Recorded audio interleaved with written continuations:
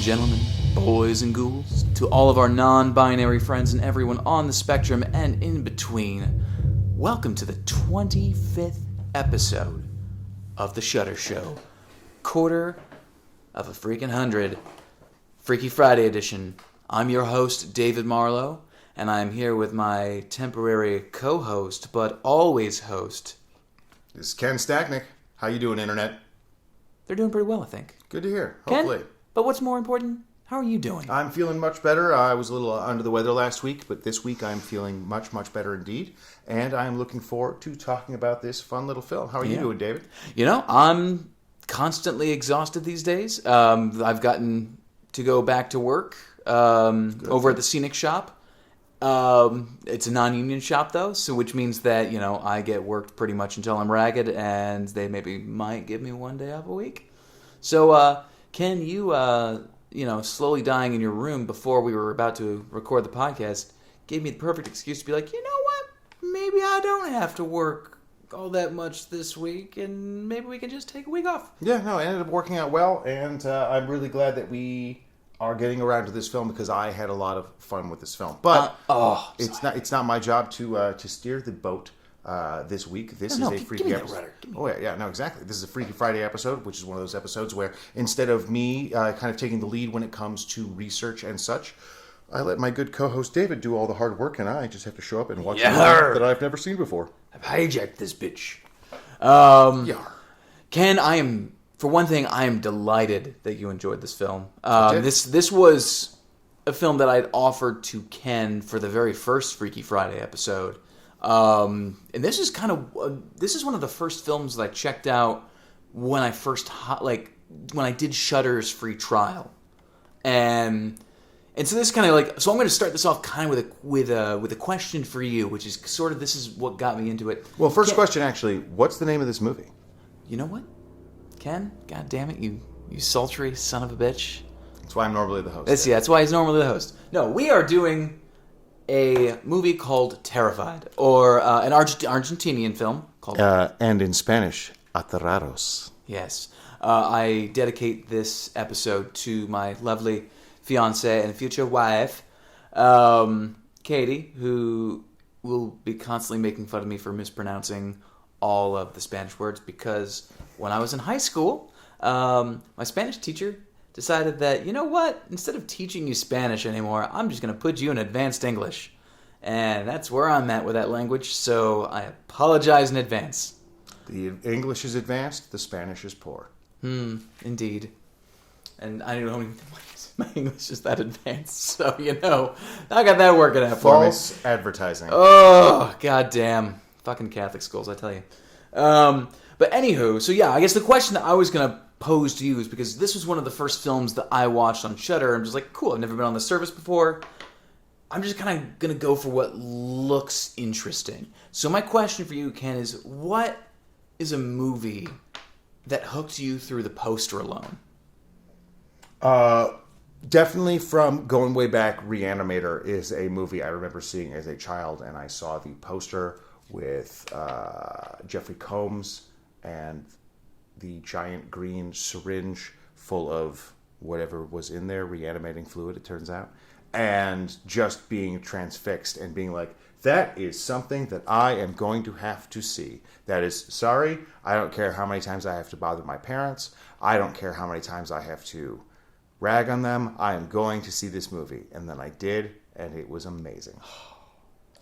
Oh my God, now I want to watch Reanimator. God damn it. Damn you, Ken. You can always watch Reanimator, David. No. So this, but I'm delighted that I'm really delighted that you enjoyed this film, because I knew I was taking a risk because, and you've said this several times in this podcast, that you are not very adverse to the paranormal film. I'm in fact fairly adverse to the paranormal film, the opposite of what you just said. Sorry, there we go. But yes, no, normally I find ghost films I have problems with their logic. They are, and it's not something that I would ever. Sorry, goodness, Dave. Drop my phone. It Trying is to look not. something up. Yeah, it is not something. I would never take away ghost stories from anyone. If you like ghost stories, that's great. More power to you. They just aren't terribly effective on me. I feel like the way I'm sure a lot of people from the South who grew up, or people who grew up in the Indian subcontinent or in China, people who grew up eating, or in most Latin countries, if you grew up eating really, really spicy food, you might eat something and be like, well, it's just not that effective on me. I'm sorry. It's not that the food's bad. It's just not that spicy to me. And for whatever reason, well, I can tell you the reason. I don't find ghosts to be particularly credible. One of my favorite jokes is from Jimmy Carr, which is, how do you know if your house is haunted? It's not. Grow up. And and that's just generally kind of. And I also have a problem with the way a lot of ghost stories will fudge the rules that are created in their universe. I would almost say that you're not too fond of the more modern day paranormal films than anything. I mean, any kind of supernatural film to me just it doesn't scare me. If it scares you, awesome, great, more power to you. It just doesn't do a lot for me. Now that said, I really enjoyed this take on the supernatural and the ghosts / demons / beings from a parallel dimension. The non-specificity was something the cosmic paranormal, I think is the best way to describe it. The H.P. Lovecraft-esque aspect of not only do the characters in this movie not know what's causing this necessary, they also are aware that it's okay that they don't know. Like, it's not so... And them knowing isn't necessarily going to change anything. Well, it's not as clear as like, we went out to the woods and I read a book in Latin that I shouldn't have, and now there are these demons. I'm really sorry, but I'm here to help you, and we're going to fight the demons, and all we have to do is put the blah, blah, blah on them, or read the blah, blah, blah, or get the blah, blah, blah amulet, and everything will be okay. This is a real... No, there's a couple of people who are like, yeah, no, we find this interesting.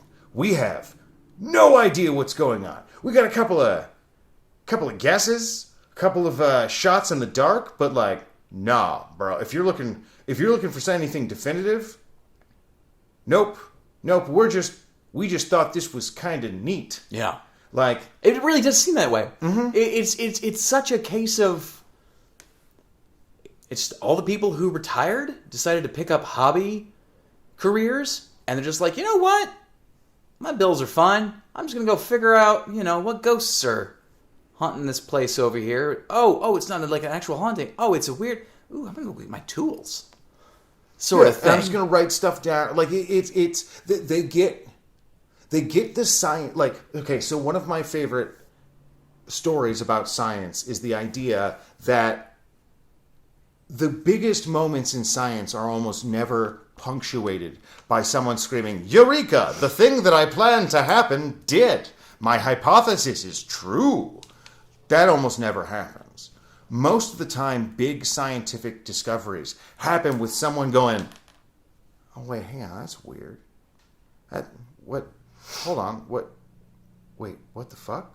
Like, that's what much more, and then they just write down the numbers, and they're like, "Oh, well, there's no way, I must have made some mistake." And they go and do it again, and then they see if what they did worked and was a direct cause of what they did, or if it was just a thing that happened to happen, or if they messed up at some point.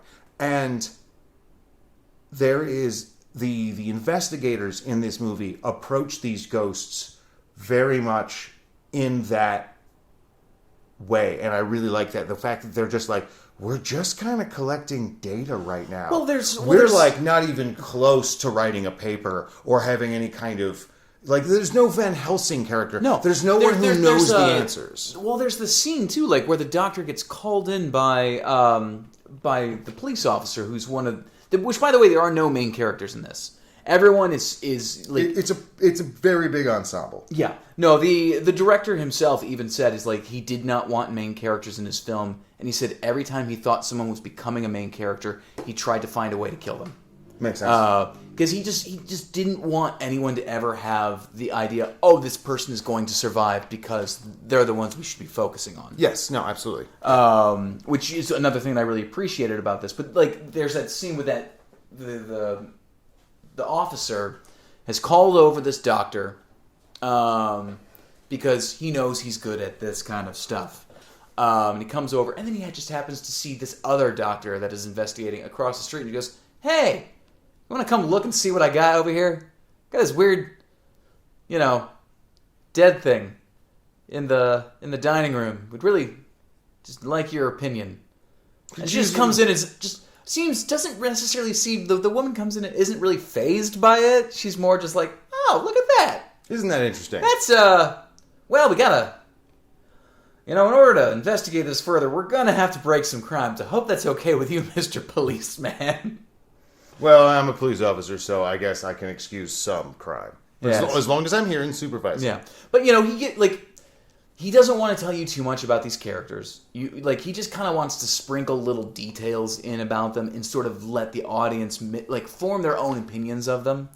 It's just the little details that you need to know, we should know that the police officer has a heart condition and a hearing aid. Yeah, and a hearing aid, and so yes, it's gonna come into it where obviously you've revealed the gun hanging on the wall. At some point, someone's going to have to pull it off the wall and fucking shoot somebody. Or it's going to have to go off. So, I like the simplicity of this film mixed with what seems complicated. But ultimately, it's just paranormal shit, but on a really nice plate. It's paranormal stuff, but it is presented in a very skeptical and realistic way, in which the characters do not necessarily understand the rules that they are under. And even when they figure out the rules, they don't make a whole lot of logical sense, but they do make a certain amount of ridiculous sense, which I think is a very important distinction for when you are dealing with a supernatural movie, things need to make a certain amount of ridiculous sense. They don't need to make hard and fast logic, but they do need to be something that you can understand, because then you can anticipate what's going to happen. This movie does a great job of building suspense and tension. This movie has both the spooky and the ooky to it. Yeah. It gives you both the heebies and the jeebies. It does a great job of making generally mundane situations very scary, very tense. They have you looking in all of the corners of the frame for what's going to be revealed next. And then sometimes when that item is revealed, unlike most Western horror films, it is not always punctuated by a giant violin sting or a Though giant... That does happen. There are jump scares in this, but not every one is spoon-ladled to you with a big musical cue. Yeah. Some of them are just meant to freak you out in the background, and I would have loved to see this in the theater with a bunch of other people, because when that was happening, you have that amazing kind of wave effect where the people who notice it first start to freak out, and then that sound travels through the audience as people are like, why are they making that sound? And then they look, and then they see it, and then they make the sound, and it becomes this kind of symphony of terror as the image moves through the audience, and that's one of the best things about cinema. And that is something that has to be commended for this film, because it takes a whole lot of control as a director to play the audience like that, to get them to be looking in the right places, and then to have the confidence to not spoon feed them at every turn. And because what's fascinating is you talk about all these things that this director did and how good they were at it, and how good, just how well everything came out. Despite the fact that when you sort of in diving into how this film was made and who it was made by, and their opinions of the film during production, you come to realize that the director, whose name is Demián Rugna, And I don't know if that G is silent or it's spelled Rugno. If not, I do apologize. But this was a script. This is kind of one of his earlier scripts that he had been penning, and he actually sort of became disenchanted by it and not too fond of it anymore after rejection after rejection after rejection. And it was just kind of like, well, I have this thing in my drawer that I've been every once in a while like sprinkling some changes into it. You know, I don't really want to work on that right now. I kind of want to just do this other thing. And it wasn't really until after he finished his previous dark comedy, when it was dark comedy horror, you have no idea who you're talking to.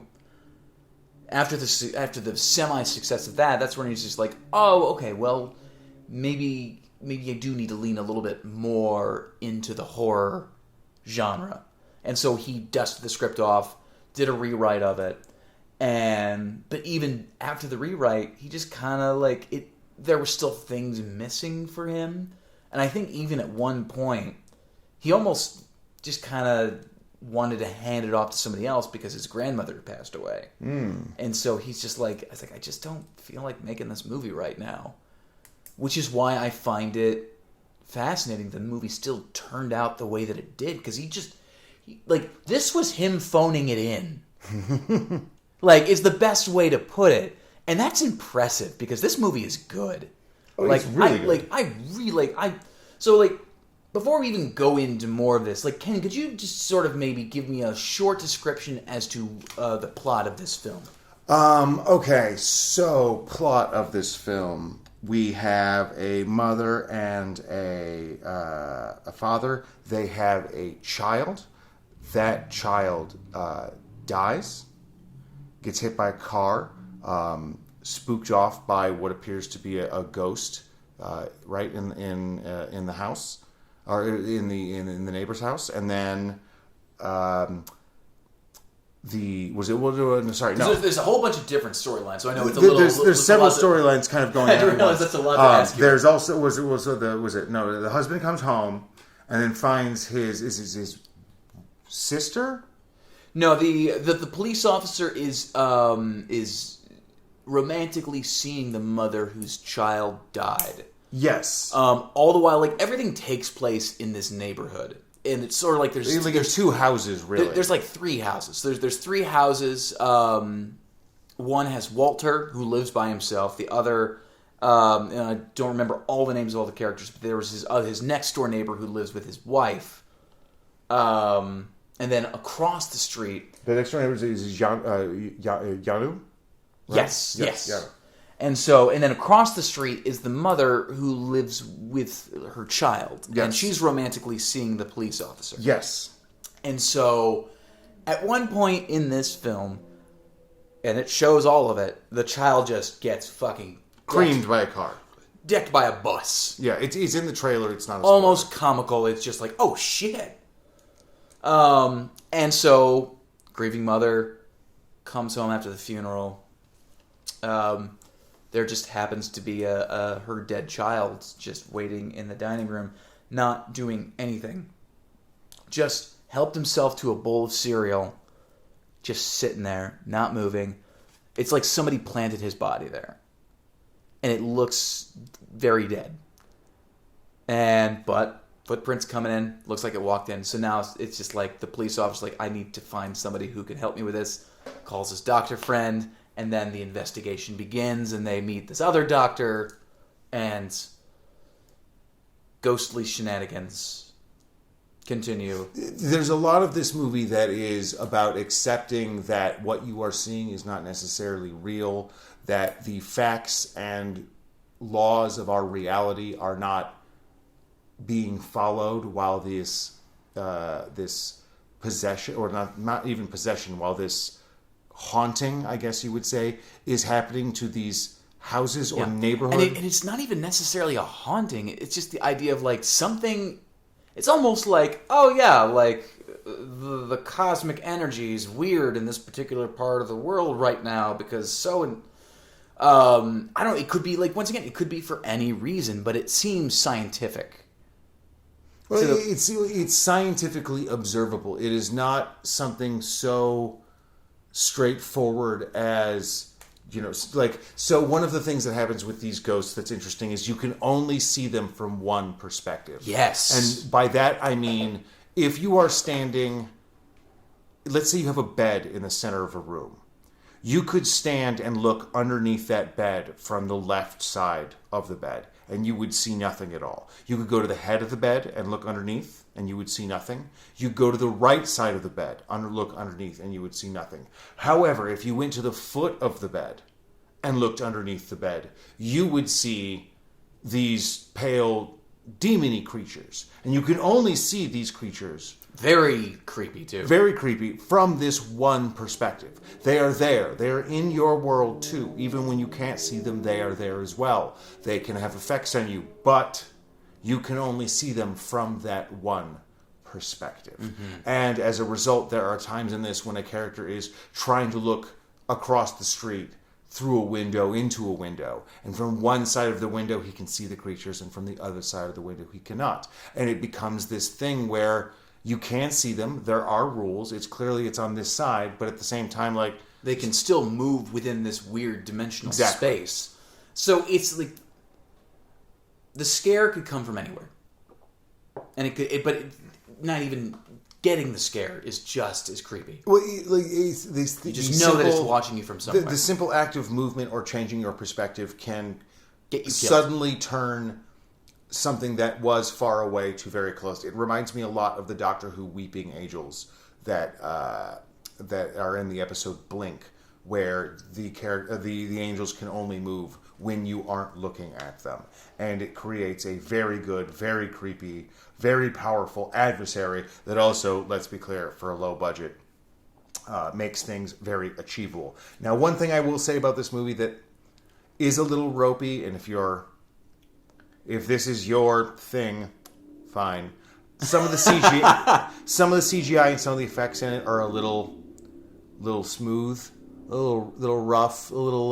Tell there was a budget. Little shiny, little not quite integrated. The comp work could use a little bit more work. Though you would be surprised how much of that, which seemed like CGI, was actually doing crazy makeup. Oh no, there's a lot of there's a lot of really good stuff in this, and there's a lot of really, I particularly really love the design, I love the color work, the textures that they're able to get out of these demons. These demon ghost thingies. They do a really good job of making them truly creepy and otherworldly, but at the same time something that seems like it comes from some shit other version of our world. There's something about it that rhymes with our world, or it's a derivative of, or it is a byproduct of. These creatures are clearly not happy, but have clearly rubbed up against humanity in some way, shape, or form. Again, this is not a movie about explanations or hard and fast rules. This is not a movie about how there is a Satan, and if you just read the Bible at him in Latin, he'll go away. This is like there are like these weird, I don't know, interdimensional termites, and they're pretty hard to deal with, and, well, you shouldn't bleed around here, because they really kind of like blood, and you can only see them from one perspective. And also, they'll totally mess with you, so don't believe everything that you see. But, like, they're kind of like... Oh, and speaking of, like, they like to drink blood, that cabinet scene. Oh, it's great. Oh, it's... I'm like, all I want to do is just describe the scene to you, but I'm really trying not to, just because I do want everyone to enjoy this if they haven't seen it already. But there's a lot. I would say like there is gore in this. No, there's a little bit of blood. Not gore. Like, gore's not the right word for it. It's not a terribly wet film. No, it's not a wet film, but there are aspects of it that just irked me, in the sense of like a person's hand gets stabbed through a cabinet, mm-hmm. and they're just kind of stuck there, and then you're like, wait, what is that sound? And you just hear this sucking sound, and it's it's just like it's drinking him like a fucking straw mm-hmm. through the goddamn cabinet. It has both the spooky and the yuki. Yeah, I absolutely adored it, and it still fascinates me that the director was just sort of coasting for parts of this film that he was making, and at some point even considered walking away, despite the fact that when he went through and rewrote his script, he changed these massive key visual elements to it, and that's where you got the whole dimensional entity from. And like, I don't know, I normally when you hear that director's heart just wasn't in it, you get just a lot of meh. And in this film, just for once, you don't get that. And it was, I just found myself, when I watched this for the first time, I found myself being very surprised. I mean, I wouldn't say, like, I mean, I know what you're saying when you're saying, like, he had a matte approach to it. To me, it just means that because he didn't feel like he had a super crazy slam dunk concept, he didn't have a super fast, easy elevator pitch. He wasn't super enthusiastic that he was going to be able to sell it or was going to work. But as a result of not having a gimmick that you know you can lean on, you're kind of forced to go in and make all the details as good as you can. And so I think that kind of having one hand tied behind his back actually probably really benefited him, because he was able to take what occurs basically in like 2 suburban houses and a street. Yeah. And that's about it. And really turn it into something really effective. I don't know. I found researching this film was fascinating, because I do feel like when we do these, when we do newer films, sometimes it's a little bit more difficult to find information on it, especially if it's not necessarily super popular yet. Like the Blu-ray has no special features. There's no commentary or anything like that. I mean, that's getting, to be fair, that's also getting just more and more regular. Like, film companies in general are investing less and less in the educational side of especially independent horror films, which is very unfortunate. Indeed. But even like in most of the interviews that I found with him, because it's an Argentinian film, most of the interviews were in Spanish. Some of the few interviews that I found that were in English, one of them was when he won Best Feature at Fantastic Fest. Oh, fantastic. Which is a huge horror film festival, for those who aren't aware. That's one of the big ones. And the interview was frustratingly low energy. From both sides. Like, the interviewer just kind of like, he had like some questions lined up, and then after hearing the response, like, okay, cool, okay. I was very frustrated by it. I can understand that. But also at the same time, like, the energy of the director was, for someone who had just won Best Feature, you'd think he'd be a little so bit more, low key, and he just, I don't know whether he was trying to be humble, but he just or maybe he's just shy. He just didn't seem to have much an opinion of this really awesome film that he made, and I thought it was so fucking funny. But yeah, I don't know. I found myself fascinated by the thing that someone wasn't fascinated by. But it's, I don't know. And I also find it's crazy because of the film's popularity, especially on Shudder. Now he has been cleared to direct the sequel. Oh, fantastic. And the sequel takes place literally immediately after this film. Do you know, is that out yet, or is that coming out? He was in pre-production, and then COVID hit.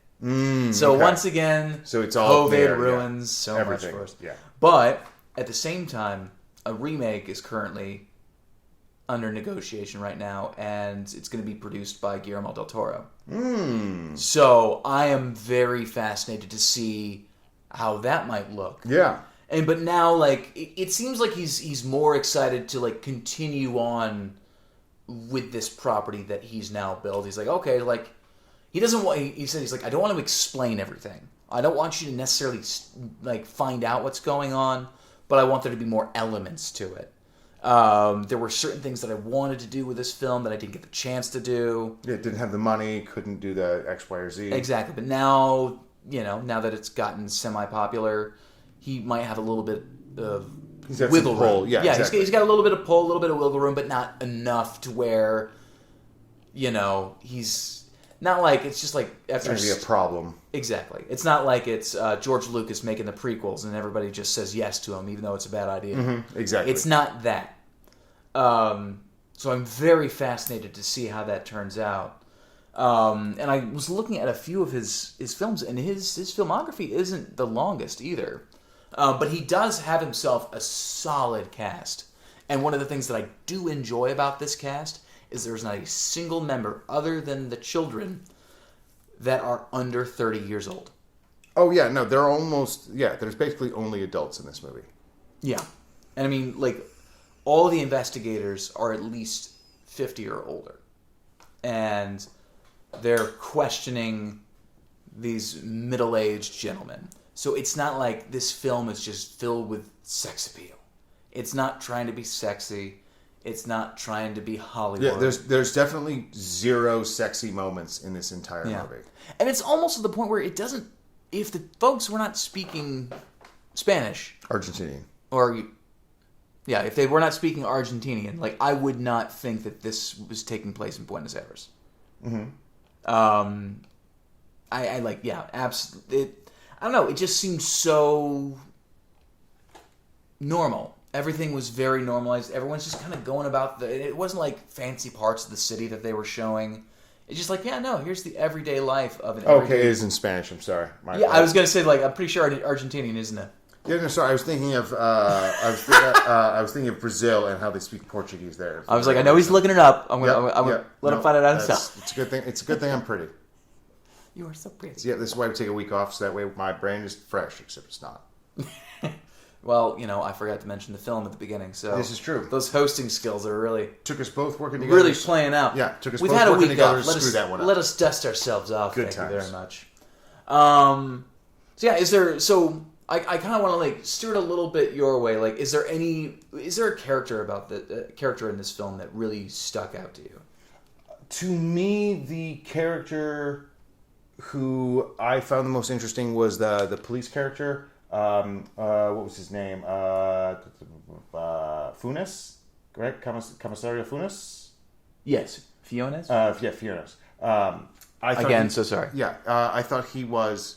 I really liked his character. I liked the fact, like, how upfront he was about his heart condition and his hearing loss. It was very much I'm upfront about this because it's a thing that I deal with every day. But it's like, I'm actually planning on retiring soon because, it's not a big deal. But, like, I have to deal with it. The way that he reacted to everything that was happening in the film, like a skeptical, burnt-out cop would. Like, I'm willing to believe some crazy stuff, but I'm not willing to believe, like, demons or whatever. Like, and then when things really get bad, once everything seems to go to shit, he's just like, well... My heart can't handle this. No. He's just like, I'm going to burn this house to the ground. Like, he immediately becomes like, well, this is what I have to do. Yeah. This is... Even though, like, you're like, well, don't burn the house to the ground. He's like, no, it's haunted. I got to burn it to the ground. But like, the cop is the guy who's like, I kind of want to go. I don't want to be. I don't want to be here anymore. Yeah, I don't like this. And it doesn't make him seem like he's a coward. The investigators are like, no, just a few more minutes. It's really kind of interesting. And he's like, nah, I'm pretty good. Like, you just got your hand stabbed. Yeah, pretty sure go. We get like, no, I'll be fine. Don't worry about it. And then as that goes wrong, finally, once everything goes totally wrong and he's the only one left, he's like, well, the only thing I can do is burn this house to the ground. And I respect that kind of direct action. That kind of, you know what I mean? That kind of like, look, I'm probably going to get in trouble for this. That's fine. I've been yelled at before. But this house is full of ghosts, and it needs to be burned. And you know what? I know if I ask permission to burn this house to the ground, they're going to tell me no. So you know what? Looks like my name's going to be convicted arsonist. And that's fine with me. Like, I respect it. Like, that's the thing, is like, if you really believe that you're fighting a ghost, like, if you really are fighting a ghost, right? If that's something that you're... Like, if your house was haunted, David... Like, these people are dead anyway. And, like, you were fighting a ghost, and you had to burn your apartment to the ground to, like, kill the ghost. Like when I then talk to you... I'll probably lose my deposit. Well, yes. But then when I talk to you when you were in jail, I'm assuming... And I'd be like, David, you burned your house to the ground. You'd be like, no regrets. 100%, because there was a ghost in there. And I'd be like, are you crazy? And he was like, no. There was a ghost in there. You burn a house to the ground because there's a ghost. There would be a real, like... Because, Like, because if you are questioning, did I see a ghost or not? You should not burn your house to the ground. That's a bad idea. However, if you know you have seen a ghost, I respect that dedication. Yeah. And I respect this movie for having a character who sees my equal, all right, fine, if this is haunted, you know what we need to do? Yeah. Get rid of it. I also respect a ghost that doesn't go away when someone else shows up. Yeah. I don't know why. There is something about it that really just makes me go, oh, thank God. We don't have to deal with a movie where it's just a person babbling about how they're not crazy. And it's literally just the professionals walking. They're like, oh, what's this thing you're talking about? Chair moves. The fuck was that? Ah, okay. Now we're cooking with gas. Yeah, no. Like now we can skip all that shit. Yeah, it's got big ghost dick energy. It does not apologize. I love it. For like it does not. It is not one of those ghosts that is easily scared off. It is not a timid ghost, which is a lot of times my problem with ghosts. We're not even necessarily sure if it's a ghost. Well, like, yeah, where they're like kind of shy. It's kind of like, what are you doing? No, they're just looking at ways to kill you. Mm-hmm. That's all it is. It's just like... Well, it's like a bear. Like a bear yes. doesn't have cute ways of eating you. It sees you. It chooses to eat you, and then that's your problem. And that's what you kind of get from this. This isn't necessarily something that's malevolent. It's just It's just there. It's just there to do its thing. Yeah. Much like the bear is just there to eat you, and there's no arguing with the bear. There's no good or evil with the bear. You were poking the bear, so even if you weren't poking the bear, even if you were just there. You're just food to the bear. And that's what a lot of ghost stuff seems like it should be. Because it's either very petty or like, oh no, it's just ghost stuff. And like just ghost stuff, that's way scarier than petty business. Like it's that, what's that old saying? Someone says like, I take a bullet from, I think it was Paul F. Tompkins, says, I take a bullet for my baby. And then he says, why are so many people trying to kill your baby? It's an important question. See, I have never slighted anyone nearly to the point where they died, and appropriately, they died and would have a reason to haunt me. So I'm not really worried about that kind of ghost. But if a ghost is just doing kind of ghost stuff, like a bear is just doing eating stuff, and I happen to be around so I get eaten, that's a spooky ghost. It's kind of what makes Poltergeist fun. Mm-hmm. It's just that, you made the mistake. They're not trying to hide what they're doing. They're just kind of like, hey, look at this weird thing in the floor that slides my child across the room. You maybe shouldn't have built a house where I was buried. That seems like a you problem. That's more on you than. Mm-hmm. It's like I'm just here judging your racism. My spirit would just be floating around in the middle of the desert, but you decided to build a 2-story duplex. That, my friend, or at least a split-level suburban household, whatever. I'm not an architect. I don't even remember I've seen all of the Poltergeist movies. I don't even remember what the reason was why they were following them around. Because they built the entire suburban complex is built on an Indian burial ground. No, but in the future movies, why is the Poltergeist still there? Because they're still in the same house, aren't they? Is it the same house? Because at one point they're I feel like they're in an office building. It's been a long time since I've only seen the first Poltergeist movie because the other two, from what I understand, are fine. And I will get to them. They're also paranormal films, and that's not your. Well, yeah, exactly. I like Poltergeist. Poltergeist is another one of the good ones in the ghost list, which is a not terribly long list for Ken, but. That's one of the good ones, but yeah, 2 and 3 were never ones that I got to because I always just hear that they were, they were like somewhere creature effects had been done before. Which, speaking of creature effects, by the way, before I forget to say this, one of the things that does impress me that I found out through researching this, the boy in this who's sitting in the dining room, super fucking dead and shit, puppet. Wow, it's a fucking puppet. It's a good ass puppet. It is a creepy fucking puppet. It's not a wet ass puppet, but that's fine. Just that moment where you just look away and all of a sudden you hear something tip over your lip. He's like, yeah, spilt milk. Is that him? And just wait, is he in a different position? I can't tell if he's in a different position. It seems ever so slight, but it seems like at one point it's just like, tip, and then goes back to where he was. But at the same time, like the doctor, the investigator's sort of like, yeah, but it could be like rigor mortis or gas releasing. Sometimes they do kind of scooch or move, which is a thing that does happen. So again, that's one of the things this I is like. your lady friend. I know you don't want her to get taken to an insane asylum. Yeah, it's a movie that does a good job of when there is a scientific explanation that they at least entertain the idea, or as they say in the TV writing world, hang a lantern on it. Okay. Yeah, no, it's. I'm so delighted that we actually got to visit this film. Because I figure, like, every once in a while, like, we'll toss the option back at each other. Mm-hmm. But if for the second time they're like, it's just not my thing, usually we'll stop it. I'm like, and finally I'm just like, you know what? I'm putting my foot down. It's got to be Terrified. Yeah. My brother also really wanted us to do this one, too. Oh, good. So Hi, David's brother. Yes. Hey, Ben. How you doing? So he was adamant that he's like, you got to do Dark and the Wicked and you got to do Terrified. I'm like, well, I guess you're going to be hooked for at least 2 episodes. Yeah, I'm glad your brother's been in charge of the podcast, you traitor. Well, he asked me to do it after I picked them. How dare you? All right, well, fine. So I think it's just great timing, and I'm just, Fine, great timing it is, but I'll be keeping my eye on you, young man. So yes, so we're getting close to kind of getting ready to wrap this up, but yes, I'm excited to see how the sequel turns out. I'm excited to see what the remake turns out to be, especially if it's being produced by Guillermo del Toro.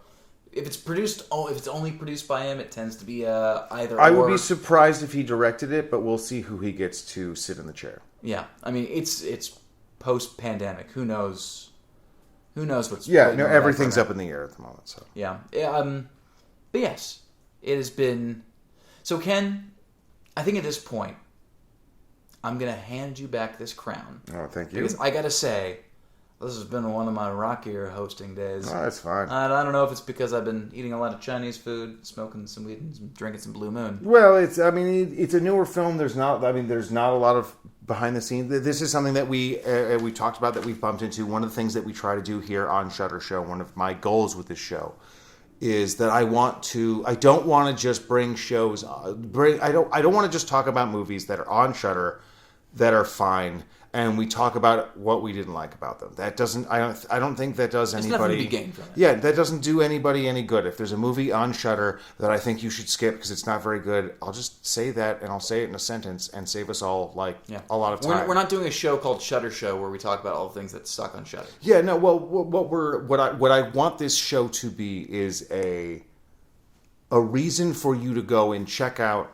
Maybe everybody knows they should go check out Halloween. Everyone knows they should go check out Texas Chainsaw Massacre. Everyone has heard about Sleepaway Camp.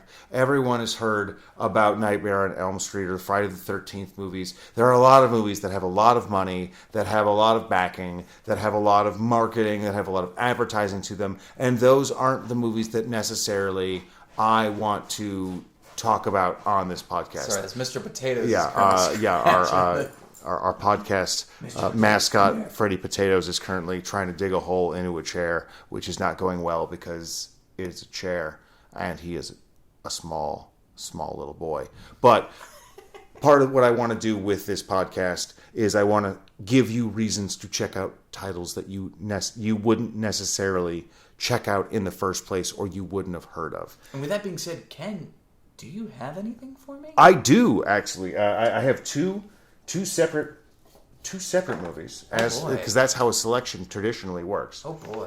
One, the classic giallo film Torso, and the Mario Bava film Black Sunday.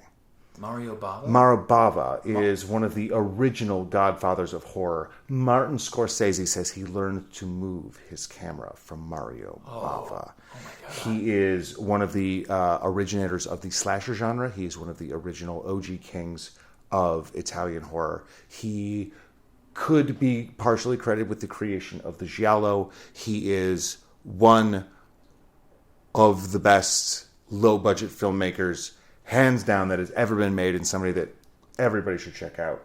Torso, on the other hand, is a very grimy, very infamous video nasty that is very wet and is very, very stabby and just one of those films that I haven't seen in a long time, and is one of those big ones that we should cross off the list. Same thing along with Black Sunday, which is a awesome little witchcraft movie with an awesome little gothic twist to it. I will say this: there is one very poorly done rubber bat. Other than the rubber bat, Black Sunday is dope as hell. But the rubber bat, little wonky. You happen to have seen a certain Nick Cage film where there was also a very poorly done rubber bat. Oh, this is quite the rubber bat. Anyway, David, if you will step into the time machine with me, thank you very much. While I go ahead and program this, sorry about that. I got a little tongue tie, a little backward hip. Boop, boop, boop, boop, boop, boop, boop, boop. David, are you ready to travel in time, see some trailers, and then pick one on the other side? I'm sorry, let me just squirt a little bit of oil in here. Get some weird noises. Yeah. You got a little hand sanitizer too? Neither of us are vaccinated yet. We're not out of it yet. I do have my vaccination appointment, though, for this Thursday. Don't brag. Oh. All right.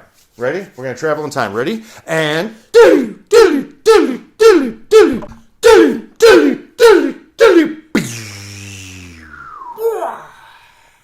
Welcome to the future where you're not vaccinated yet, because that's not how time travel works. No. It's only a few minutes, but we have seen 2 trailers. We have seen the trailer for Black Sunday, and we have seen the trailer for Torso. David, which of these 2 movies... why don't you tell me about what you thought of the trailers real quick? Okay, yes. So, first off, we started doing... we thought we were playing the Torso trailer, just trying to be a long, extended scene. So then we switched over to the actual trailer, which pretty much also happened to be a very long... Similar chunk of the similar scene where it's just like, God damn it. Okay. But like, it looks good. It looks very good. I would say we have done a lot of giallo films. Fair. Not necessarily recently, and it's not to say that we're not going to do more giallo films. Oh, we're going to do more giallo films. Oh, yeah. No, like, they are fucking amazing, and so we should absolutely do them. But Black Sunday, and as you mentioned, would be our first black and white film. This is true. And not in a retro way. Like, no, like this film came out in 1960.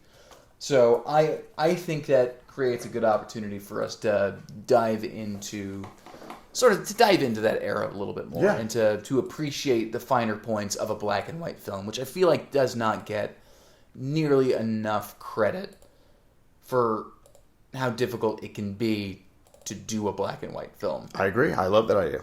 So Black Sunday. Yeah. Mario Bava, baby. Black Sunday it is.